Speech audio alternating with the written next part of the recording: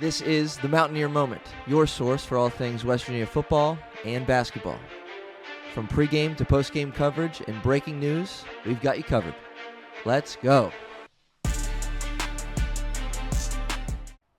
This is another episode of Mountaineer Moment, episode number 20 in this, again, almost said brand new, but we're 20 episodes into this thing in just a few short weeks. Mountaineer Moment covering West Virginia football and basketball, and super excited for the Backyard Brawl coming up on Saturday. The Mountaineers are not exactly coming into the Backyard Brawl riding a high, but when you play your arch rival, arch nemesis Pitt, stats and all sorts of things and the record books and all that goes out the window because you just want to win this game. West Virginia, coming off of a nightmare loss against Ohio, will literally look to turn the page and focus on Pitt and right a lot of wrongs in order to win this game. And so that's what this episode is going to be geared to and focused on is, okay, what does West Virginia really need to do in order to now pull off what would be an upset at home against Pitt, who's, I think 5.5-point favorites or something like that. And here we are. It's Pitt week. And Rich Rod said in his Tuesday presser, man, like if you need some extra motivation to play Pitt, then something's wrong with you. Because this is a big one. Whether you've been in the program and you kind of get it over the last couple of years that the brawl has been played, or if you are one of the 81 new guys and new coaches here and all that, this is a big one. This is a big one. We hate them and they hate us, according to Zach Alley and according to fans of both parties everywhere. It's a bitter rivalry. It's a bitter rivalry. And West Virginia is going to have to, I would say, flush that Ohio game and forget it, but you got to learn some things from it before you flush it down the toilet, right? Like, you got to learn what went wrong, and you got to learn how to fix it in a hurry, because not only did you lose, but the manner in which you lost raises a lot of eyebrows and a lot of concerns. But now you got Power 4 teams from here on out, right? It's Pitt, and then it's Big 12 play.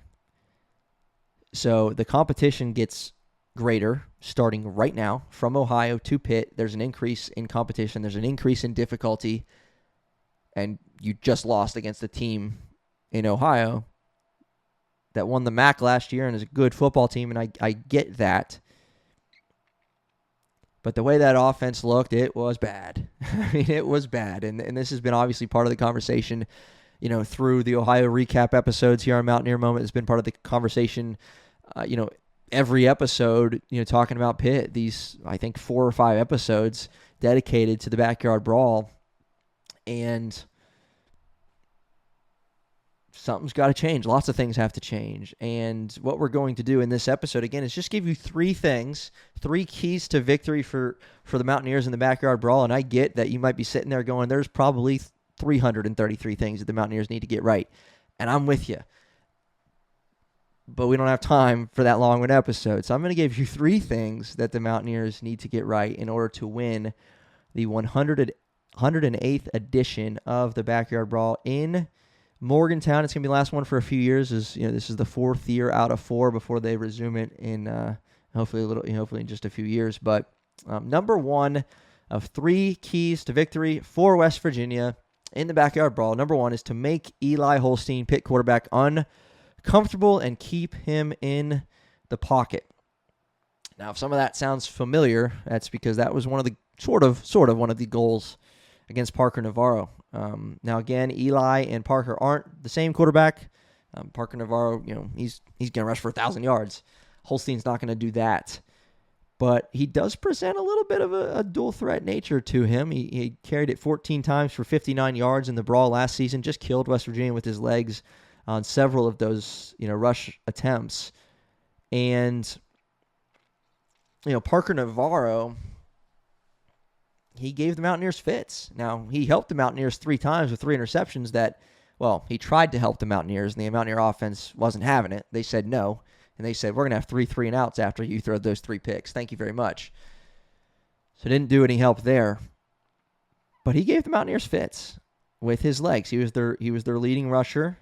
He completed 71% of his passes, 87 yards on the ground. Many of those yards coming via the scramble and just plays break down and he goes and gets a first down. They need 9, he gets 10. They hurt you a lot. And so the key against Holstein is to make him uncomfortable. Zach Alley, I'll read a quote from him in his Tuesday press conference. He says they want to take vertical shots. Speaking of Pitt, they want to take vertical shots and try to push the ball down the field, obviously. That's what they want to do. And if you can get the pass rush there, it's hard to throw it when you're on the ground. Meaning they want to get to Eli Holstein early and often to keep him from those big explosive plays that Pitt is seeking to get. So you can bet that after hearing that, he might disguise his looks and his blitzes, but it's coming. One way or another, it's coming. And Zach Alley desires to get to the quarterback. Get to the quarterback and keep him in the pocket. Because, again, you can ill afford. There's not much more deflating on just a routine, drive in college football, and NFL football, and high school football. Nothing much more deflating than what I said a moment ago. It's 3rd and 9, perfect coverage, perfect everything, and then quarterback sneaks by one guy on the outside and picks up 10 when he needed 9. First down, move the chains. That's just the worst. And so you got to keep him in the pocket, and you got to cover downfield, right? At the same time, they're not going to get to him every play. They're not going to come out here and have 11 sacks. And so he's going to get some passes off downfield, and for short games, look for Desmond Reed out of the backfield. Obviously, what he does at the running back position, 579 yards last season as a running back, receiving 966 yards on the ground in 2024. So he's a weapon. Look out for him. But you have to get to Holstein. You have to make him uncomfortable. Last 2 games, to start the season against, obviously, Central Michigan and Duquesne. So do with that what you will. But the dude's got 8 touchdowns through 2 games and over 500 yards. So do with that what you will. But you got to get to the quarterback. You got to get to the quarterback. If we can get to him, if we can fluster him, if we can get a few sacks and a few forced throws that he doesn't want, we pick it off, then the offense capitalizes on it, unlike last week, then maybe, just maybe, we can come out and win this game. Okay? So look for West Virginia to bring pressure, and if they're able to, disrupt the flow of the offense, force some turnovers, force some punts, get good field position, maybe the offense can string a few plays together and find the end zone, unlike last week. Number 2, a broken record if you're following Mountaineer Moment this week, but I can't help it. I cannot help but bring up the offensive line. And maybe any Mountaineer-focused podcast that you're following this week is doing the very same thing. But the offensive line needs to fix itself and needs to fix itself in a hurry if they want any chance of winning the game against Pitt. Pro Football Focus graded the Mountaineer offensive linemen like this. Nick Cray, 65.4. Tykeus Crawford, 61.7. Landon Livingston, 67.6. Young Bear, 58.2. Chemo, 57.3. And let's just put it bluntly, you're not going to win many games. You're not going to win any games probably against anybody with an offensive line that's putting up those kind of grades. Just not good. And so, obvious statement of the year is that if your offensive line comes out and puts forth a showing that resembles that one, you're in trouble. You're not going to win. You're not going to win. And if the offense struggles in the manner at which they did, overall, not just offensive line, but overall, you're not looking at a 7-point loss like you were against Ohio. You're looking at a 3-touchdown, 4-touchdown defeat, smackdown, if your offense doesn't get it together. And speaking of that offense, so that's geared toward the offensive line, but speaking of the offense as a whole, you just have to sustain some drives. Rich Rodriguez, actually, wrote these notes. Believe it or not, I wrote some notes on what I want to see in a key to victory And then after that, I actually listened to Rich Rod, his Tuesday press conference, and he actually said something similar here about sustaining drives, picking up first downs, because the Mountaineers didn't do that, right? And this isn't, obviously, based on what we've seen from this offense so far, this isn't an offense that we can rely on to go and get 40-plus points right now. It's just not. Just not in the cards. Certainly doesn't seem like it is. But you can pick up some first downs and swing the field, and Rich Rod's style isn't chew clock, and I get that. But this hurry-up offense resulting in 3 and outs is just, it's bad offense, obviously, but it's really bad for your defense. Defense was on the field for 40 minutes against Ohio.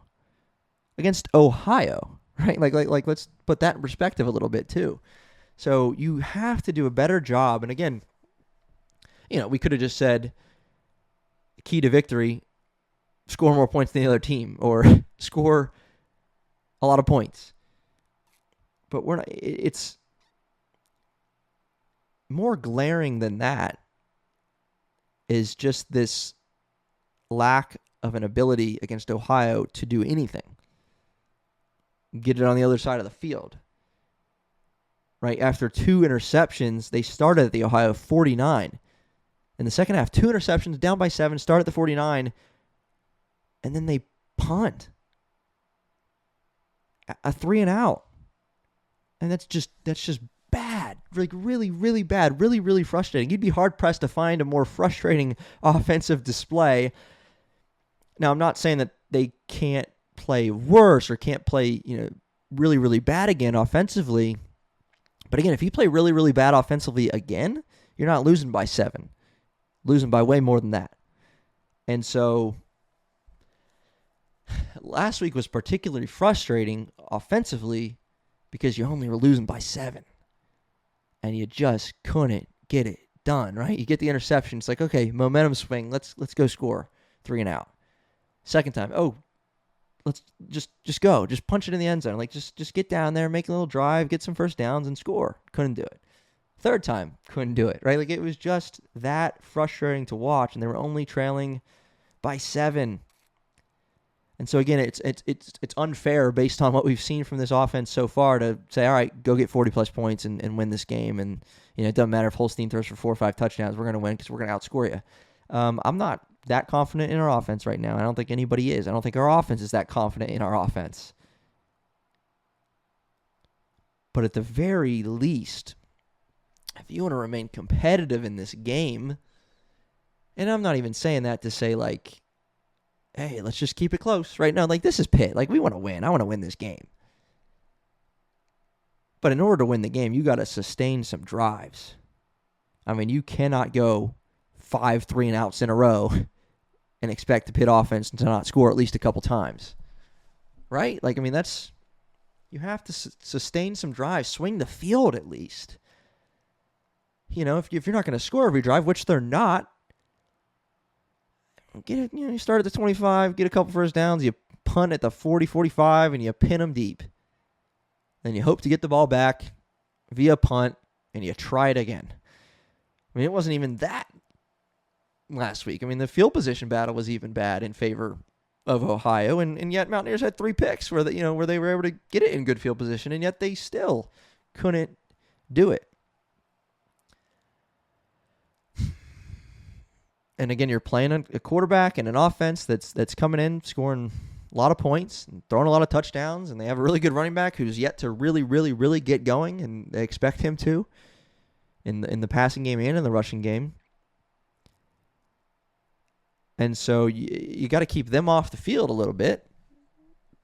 And the way to keep them off the field in a hurry-up offense, and even if we get the running game going and some short passes, you got to have more than a 3, 4, 5, 6 play drive. Like, let's take it down the field on an 18 play drive that takes up 9 minutes, right? Like, let's just do it. And that's going to help tremendously. Help the offense. The offense helps the defense. Defense helps the offense. And the offense, obviously, they owe something to the defense based on the defense pitching a second-half shutout, getting 3 picks, and the offense doing absolutely nothing with it. And I don't want to keep dwelling on that, but, it's crazy. So those are our 3 keys to victory. 1, Eli Holstein, you got to get him uncomfortable or else it's going to be a long day. He's going to carve you up. You got to keep him in the pocket, and you got to get to him. Make him make a mistake or make him take a sack. Number 2, the offensive line. Just, again, don't have to say much more about that. They got to be better. Whether it's the same 5 or a new 5 or a new 2 that are thrown in there, got to be better. Got to have holes for these running backs that are now thrown into the fire because Jaheim's not here. You got receivers that are going to come out and play that, haven't proven much yet. And, Jaden Bray not here anymore. Him being out for the season. You got Preston Fox who could step up. You got Jeff Weimer who could step up. You got, Singleton, Gallagher. We know what Cam Vaughn brings, but, these guys really got to start to make a name for themselves and produce. And that's on the quarterbacks, too, to help get these playmakers the ball. I mean, Nico said it after the Robert Morris game. He said, we got a really good receiver room. Well, we just lost one, so let's see how good it really is. It's time. It's time. Got to be better. Offense has to be better. Went on a little tangent there. That one was the focus on the offensive line. Number 3 is you got to sustain drives. You just got to move the football more than you did and score it when you can. Just, not expecting them to come out and score every possession like it's Will Grier against Kyler Murray, 59-56 against Oklahoma. It's not that. It's not our offense, but our offense better be better than what we saw against Ohio. And so that starts with getting first down, sustaining drives, and finding yourselves in favorable field position where you're ready to attack and put up some points. You're going to have to. You're just going to have to. So this is Mountaineer Moment and the West Virginia Mountaineers' 3 keys to victory in the Backyard Brawl against Pitt. We'll see what happens. We'll see you next time on Mountaineer Moment. Again, be sure to subscribe on YouTube, Apple Podcasts, Spotify. We also have a Mountaineer Moment newsletter. So you can find content, audio, video, and in written form as well. So exciting stuff happening here on Mountaineer Moment. We'll see you next time to break down the Backyard Brawl with a few different episodes, and then we'll look ahead to conference play. Let's go Mountaineers.